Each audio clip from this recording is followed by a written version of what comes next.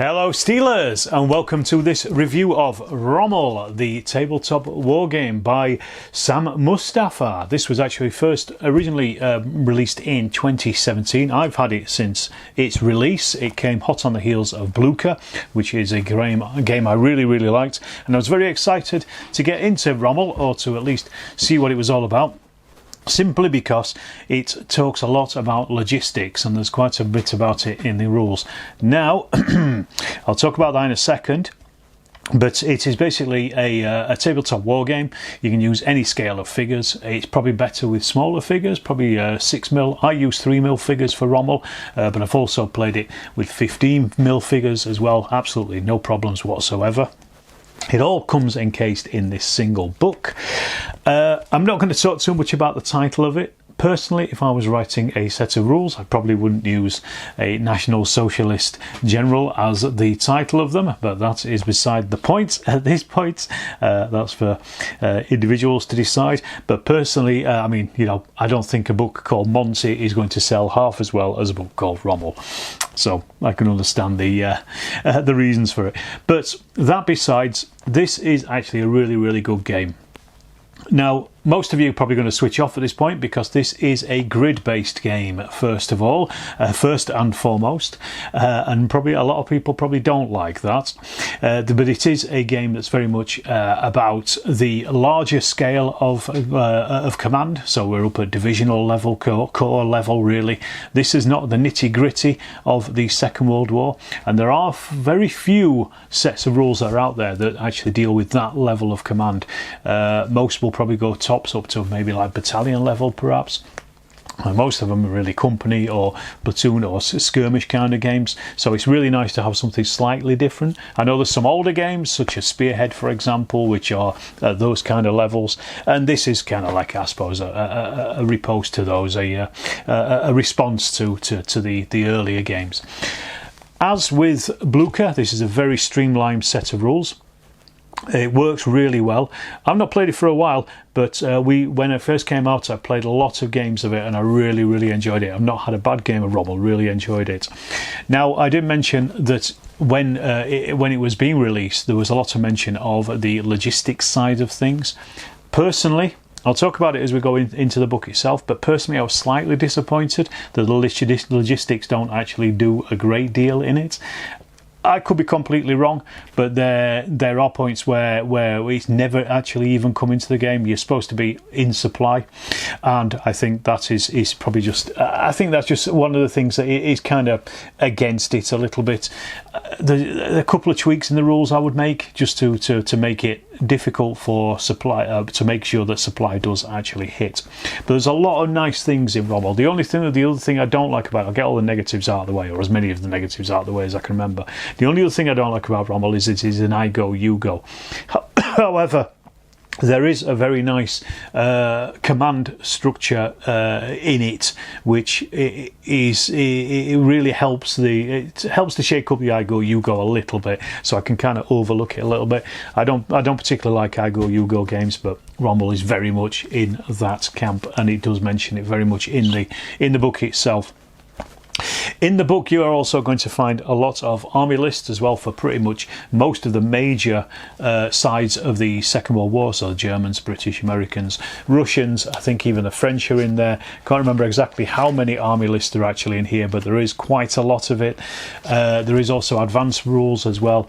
The rules themselves are very simple. Pretty easy to hold in your head. It does use a firing chart, which again I'm not massively keen on, but it's actually quite an innovative firing chart, and it's not too difficult as well. But I'll talk about that a little bit more as we actually get into the book itself. As I say, I'm a big fan of Sam Mustafa's rules. I like a lot what he does with a lot of what he does with things, and I very much like Rommel, and I want to get back into it actually, because I just thought about it recently, and it came back to me about how much of a good game it is. So I thought I'd do a review of it, because I've been rereading it anyway to play again, and I just thought, let's have a look at it in a little bit more depth, and just talk about some of the strengths and the weaknesses. And it might be a game that you might be interested in yourself, so you never know. So here's the book itself, and the cover, as you can see, hardback. this is still available on Sam's website. You could probably buy it elsewhere as well on other third-party sites such as I think eBay and probably Amazon as well if you look around, and other wargaming sellers. There's the back, just give you a bit of an introduction to the game. You can also play this, you don't have to use miniatures, but you can also play this with cards as well, so it gives you some examples of those. I think there may be some as well that you can, that are available on a website, just as the introductory game, so you can use them and print out and get playing pretty quickly. And also there's quite a lot of supporting material as well over at the sammustafa.com website, and also in some of the forums as well, and on the Facebook page as well for Sam Mustafa's games, where they're all kind of clumped together there. So very nicely designed, and as I said, pretty similar to Blucher in that it's a hardback book, full colour. We've got, it is 100 and, see how many pages there are, 144 pages in total. We've got the index, which we all need, as you know. We've also got a contents as well at the front here. So we've got a table of contents and an index as well, key terms. So that's nice and easy to find your way around the book when and you need it. Introductory page there. We've got another introductory page here about Rommel, talking about him as a military leader, and also his role in the Nazi Party and Nazi Germany. In fact, again, I'm not going to really go too much on about that. It's nice to see that the Sheffield playtest group was led by Paul Clark, my pal. We are talking about doing some Rommel at some point. We probably already played it by the time this video comes out, but that's besides. It's just nice to see familiar names in here. So we have the basic game, which takes up 56 pages of rules, and then we've got the advanced game, which takes up to 129 pages there, so another 60 or so pages. And then we've got appendices, and we've also got frequently asked questions, creating historical scenarios, glossary of unit traits, elaboration of events and tactics, and just various bits and pieces in there, quick reference sheets and the index and that kind of thing as well. So very well organised as always. Sam is an academic, so I think he probably understands the need for organisation within a publication, since that's probably his primary role. You know, these I do like the look of the Sam Mustafa books, and I think they are very well put together. They're very nice to read, very easy to read. He's a very good writer, and the rules come across very easily in them as well. So let's just have a quick look in. I'm not going to go massively into too many of the rules because there are a lot of them, but it is a pretty simple game basically. And as I say, it's played on a grid. You can mark out your grids any way you want, and you can actually make your grids as big as you want. They are nominally 1 kilometre square, or they're supposed to be. So this is why I use 3mm figures on them. But this shows you a typical 6x4 table. So it has 2, 4, 6, 8. 6-inch hexes one side and 12 the other. You can make those much bigger if you wanted to, or smaller, depending on the size of your table, depending on the size of your figures. So it is arguably figure agnostic or scale agnostic. It's really about what's in the unit, in the squares, and in each square they can only be occupied by 3 friendly units at any one time anyway. So really, depending on how big your bases are for your figures, you can use however big a square you want, or however small. If you really wanted to, you could shrink it down and make the squares even smaller, and then just do it on a 3x4 table if you wanted to. Dead easy really. So it's quite nice and elastic in that way. It's really down to the player and what they have. Talks a little bit about terrain, as you would expect in any wargaming rules, and then also zone of controls, and these are basically the 8 squares around a unit. Units that move into them have to stop. They can do it. This blocks them from doing various things, like kind of stuff. So you can't move between. Now, this is one of the things. Well, I'll come to it when we talk about movement.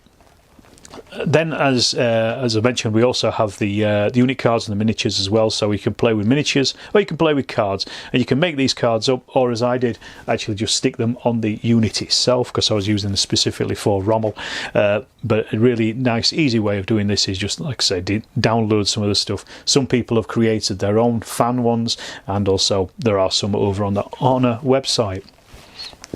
And then we've also got the basic stuff that you have, you know, just about traits on the various units that are in the game. So it tells you what type of units they are. They're either infantry, artillery or armour, because aircraft come in using the ops, which I will get to. And then the main thing about this is really about elements and parent units. So each element is part of a parent unit, and this really matters when you are attacking, because if you're attacking with the same units from the same parent, you don't get any negative modifiers. If you're attacking with multiple units from multiple elements, you get negative modifiers. So it's all about that command and control, and about, you know, having units doing what they're supposed to be doing under a single command. So this is the kind of level it's at. So as I say, you know, we're talking about, so here for example you've got an infantry regiment and they're part of a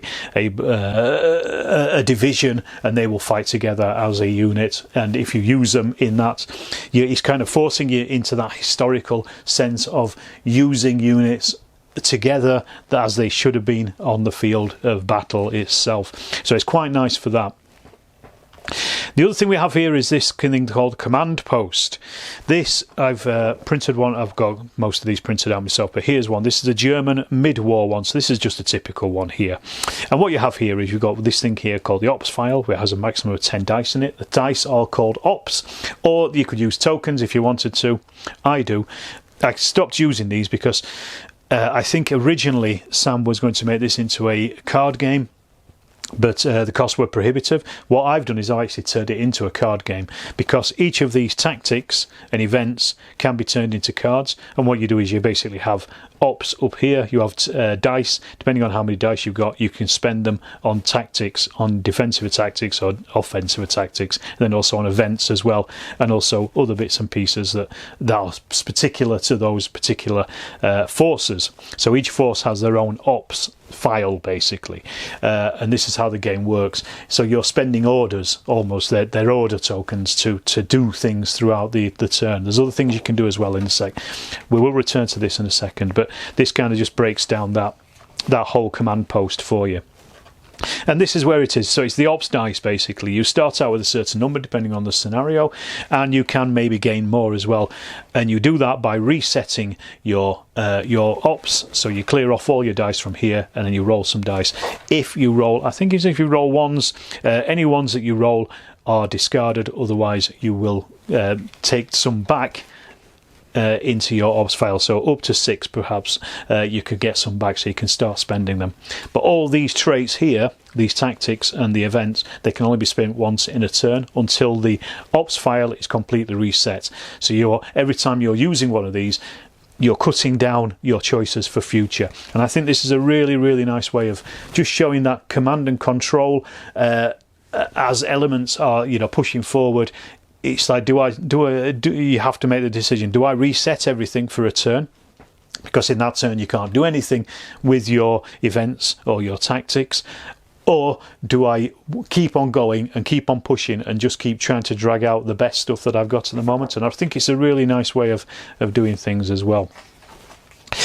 So we also have as well within it, it is a phased turn as well. So you basically have you have the events phase, which is the ones here. So you'll play an event, for example, at the start of the turn, and then you will go on to a road movement phase, which is quite nice.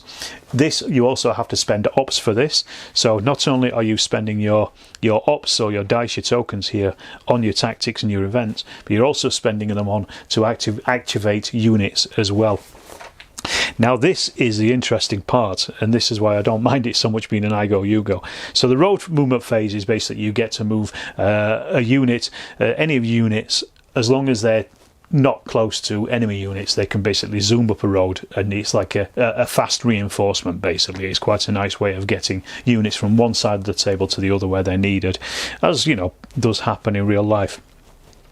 The other thing is the tactical phase, and this is the bit where you're actually playing the game. So this is where your movement and your fire will come in, but you can only do it when you spend an op. So you have to have at least one command token in your ops file to spend.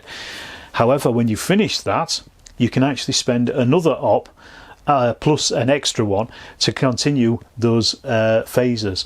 So every time you do another phase straight after that, another tactical phase, you have to spend an op to do the tactical phase, and then you have to spend a second op to do the second tactical phase. For the third one you have to spend 3, for the fourth one you have to spend 4. So with a maximum of 10 op dice or 10 tokens, you will you'll do a maximum of 4 turns, tactical phases in a turn, and each one of these follows on straight after the other. So it's a way of really, again, it's forcing you to decide, do I use my ops for events and tactics, or do I use them to keep pushing an attack forward and keep pushing the tactical phase up to its breaking point? Now, as I say, this is an I go, you go. I would probably introduce some form of initiative at the start of the turn, when both of the players will roll a dice or 2 dice or whatever, and then they can spend ops on those to try and grab the initiative, and whoever gets the initiative gets to go first. I think that would just make the game just slightly more dynamic than it is, because again, I'm not really keen on that I go, you go idea, but I'm assuming that was probably play tested out at some point, but I certainly think it would just be something interesting to add in, and I probably will do when I do some games of Rommel as soon as I get a chance to. So basically, that's the game is done. That you play your tactical phase. When you finish that, you've spent all your options, whatever. It goes over to the other player, and you generally have a certain amount of turns in a game, which is just until night time falls, and it's decided by the scenario. Now, this is the thing that I was particularly interested and excited about, is the supply and isolation points of this. Now, basically, you have to be in supply. If you're in supply, you're able to do things. If you're out of supply, you're not able to do things. It's that simple. So penalties for being low on supply, for example, you can't reorganize, which is you can't get your strength back. You can't use road movement, and you also suffer combat penalties as well. Now, I would probably argue that if you're out of supply, you also have to spend more ops to activate things. So I think that, again, a little twist of the rules there. I don't think that's in here, but I think it's also, the difficulty I think is also it is difficult to be out of supply, because your table is so big and you've got so many squares on it that there is all you have to do to be in supply is trace a line back to your supply point, and you always have a supply point on your table edge, or wherever. And in the games I played, I don't think I've ever been out of supply, because there's always been a clear route through to the supply point. I can imagine it probably works better on smaller grids when there's maybe a lot more. But you also have, if the enemy has to have basically a straight line across the table to be able to cut you off from supply. So I don't know how well it works really in the game itself, and how much of a jeopardy it is, but it's there, and it is there at least. So I think it's an interesting aspect to it. I just don't know how well it works in this. I mean, in the comments, let me know in the comments if there are points where you played Rommel and it has happened to you. But in the games I've played, I just can't remember it happening at all. Now, the other thing we've got is movement, and I said I'd talk about this. Movement is basically, it's done by grid squares. You either move orthogonally or diagonally. It's up to you. You can't move between 2 enemy units that are diagonal to each other, so obviously they're blocking that point. Now, here's the thing. A lot of people don't like grid games. And if you're with me at this point, 30 minutes in or so, or 20 minutes in, then let me just explain. Grid games are great, I think, because they take away so many arguments about who is where, what the terrain is in that particular site, how far away units are from other units, and who is occupying what. Also, one of the things that people do always argue about on grid games is when you are moving diagonally. It usually comes down at people say, well, you've moved double. Yes, but the enemy can also do the same as well. So there's no advantage to it. It's exactly the same for both sides. Also, mathematically, it is not double. If your side is 1 metre by 1 metre, and this side up here is 1 metre by 1 metre, that diagonal line from that point there to that point there is 1.42 metres. So it's less than 1.5. So it's pretty much 1 you've moved 1. And if you're really upset about it, just move them 6 inches. It's dead simple. But grids are a great way of just levelling the ground for everybody, so there are no arguments about what is where and where things are. So basically 2 types of movement.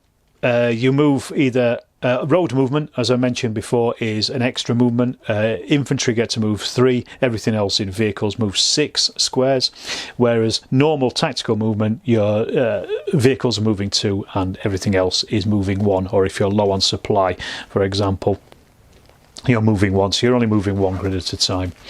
So just a bit of a mention here about the tactical phases.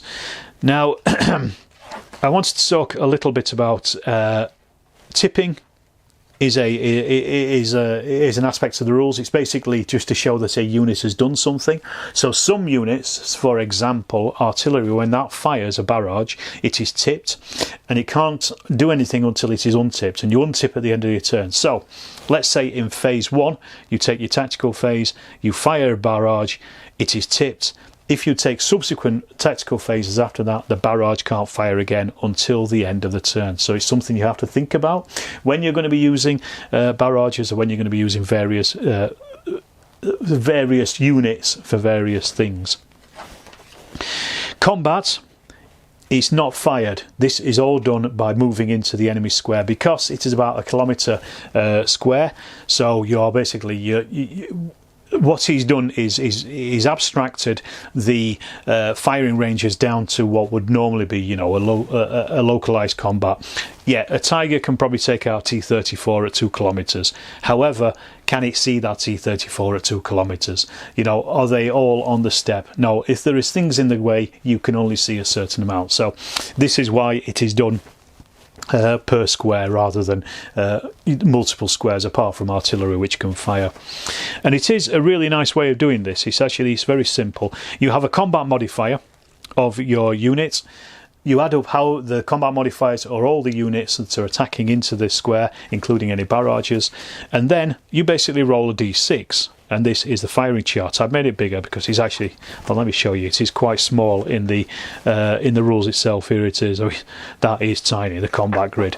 It really needs making much bigger, and I made a much bigger version of it. Basically what you do is you roll the d6, and then you look up that chart and you see what the number is. If that number is the same or lower than your combat value, then that's how many hits are given out to the enemy. Now let me explain. So let's say we've got a combat value of 12. So we've got 3 units going in altogether. We've added up their combat value and it's come to 12. So we've rolled a 4. So here's our 4. So we will look up and then we find the number that is the same as or lower than that combat factor. In this case, it's not 15 because we're looking at 12, so it's 9 here. So it's the 2 yellow squares. So that means we have caused 2 hits on the enemy. If it's in the white squares, it's 0 hits. You also have what we call shifts as well. So if you're flanking, you then will shift up. So let's say one of our units was flanking. That would then push it up to the next square. So we'd have 3 hits. However, I mentioned it before, multiple elements involved. So this would shift you down. So this is where you have different units from different parent units involved in the fight.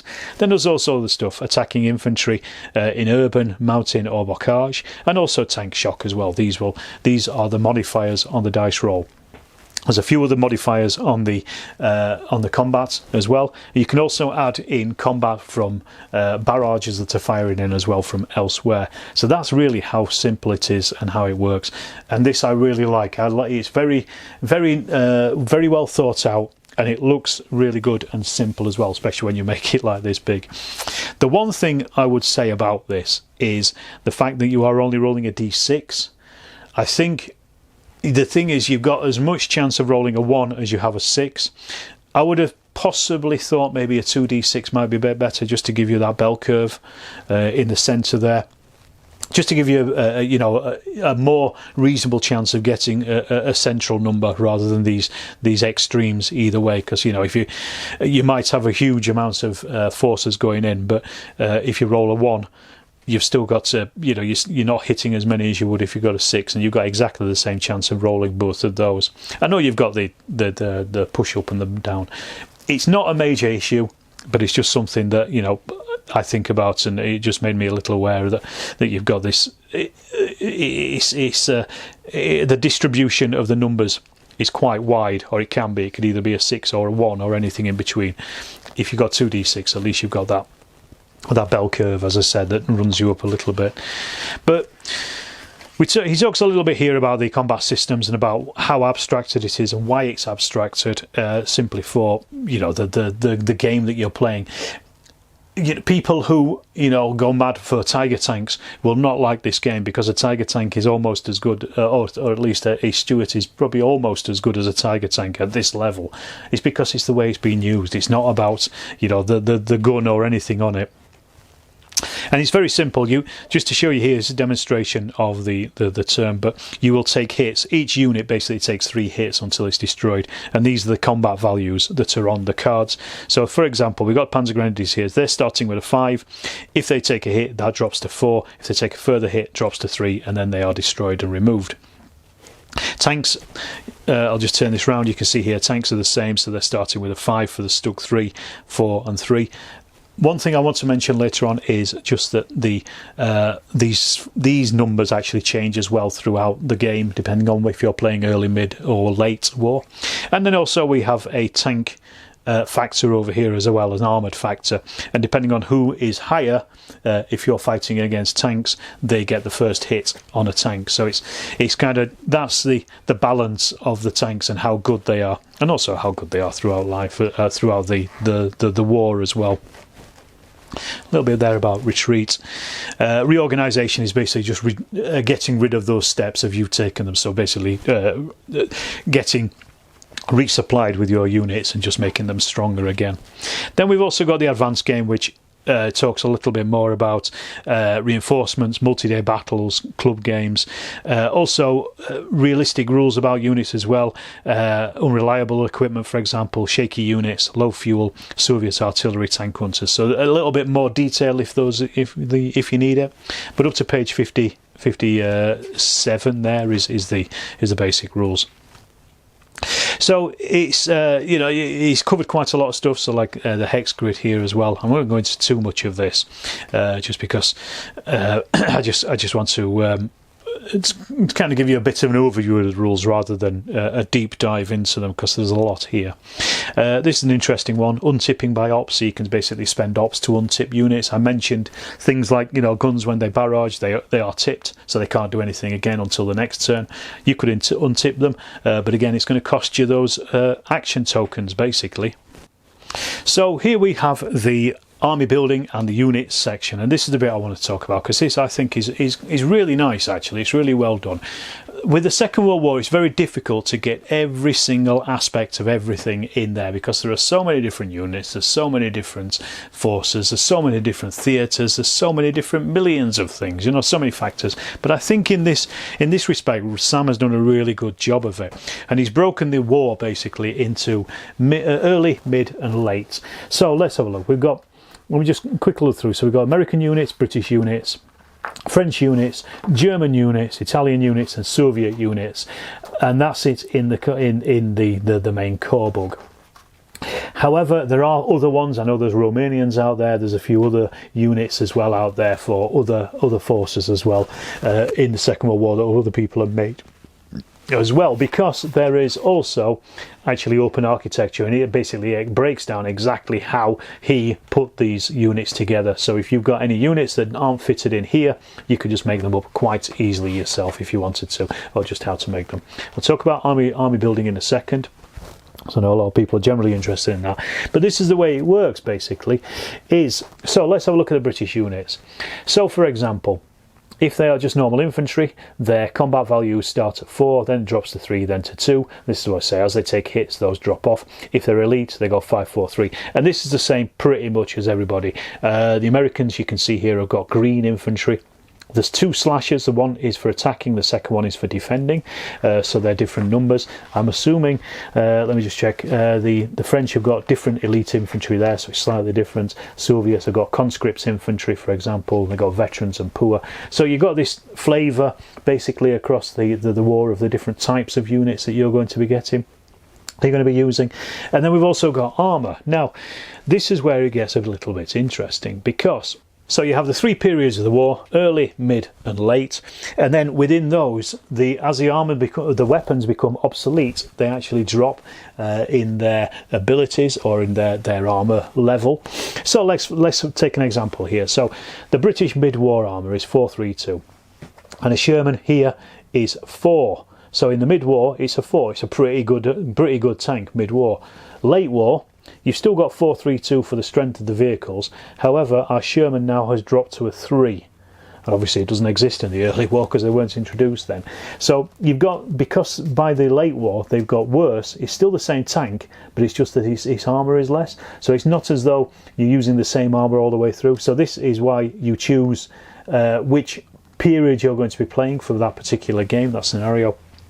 And then you choose, so it's early, mid or late, and then your stats are based on the time of the war itself. And I think that's a really, really nice way of doing it. Very abstracted, just speeds things up a lot, because at this level of command, you're not thinking about, you know, is that Sherman 75mm gun turning 45 degrees to the right to fire at that Tiger's left flank. You know, you don't care, it doesn't matter. It's what tactics they're using, this is all encompassed in this. It's what, you know, armour they're using, all encompassed in with this.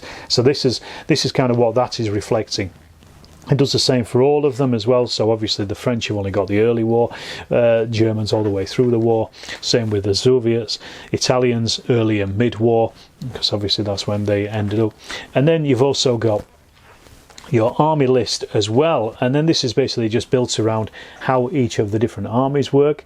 And again, these are early, mid or late, and it tells you basically how many units of each type you can have in them. Again, really nice easy way of just putting these things together. What kind of armors you can have, what kind of attachments you can have, are they independent companies, are they part of a parent company, that kind of thing as well. That's all in here. So we've got the Americans, we've got the British, French, again obviously, Germans, same as the units, Italians, and then the Soviets. And there's a bit of information about each one of those in there as well, just to give you an idea of it. And it, again, each one you can just literally pick up and play quite happily. Again, the thing with Sam is he does like to put in, you know, these notes about the actual games themselves, which are really, really, really useful. You know, designer's notes. I think it's worthwhile having them in, because you might be scratching your head as to why he's made a decision, but he basically lays all this stuff out here. And also we've got a bit more open up architecture. Then we have fictional scenarios as well. I'll just jump through. We've got various scenarios. So we've got let me just have a look. We've got 1, 2, 3, 4, 5 and 6, 7, 8 scenarios that you can play, and there's again a really nice little way of actually just setting up the scenario itself. So what's nice about this is actually it's a bidding war when it comes into developing the scenario itself, or deciding which scenario you're going to play if it's not historical. And basically it depends on how many of your army points you both have. You bid, and the difference with them tells you which scenario you're actually going to play, and that's these numbers here.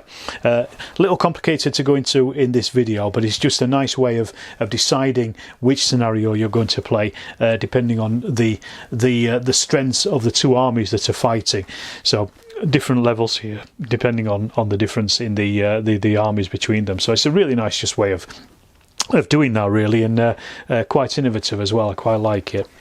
And then of course we've got appendices, frequently asked questions, just talking about why certain rules are in there for certain reasons, and then also just a bit of here as well about creating historical scenarios on top of that.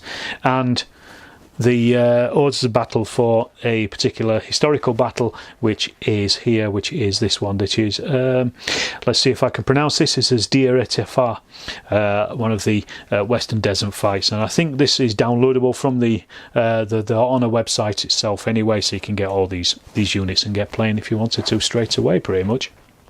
Then of course we just got glossary, various last bits and pieces, various descriptions of the tactics which I mentioned earlier. So when you're playing those, this is basically tells you exactly what they are, why they are, and how they work. And then also the quick reference sheets as well, which is always useful if you are wanting to photocopy those. Right, so I'll leave it at that. I think Rommel is a great game, very underrated. I don't see many people playing that. Certainly don't see that many people playing it on YouTube.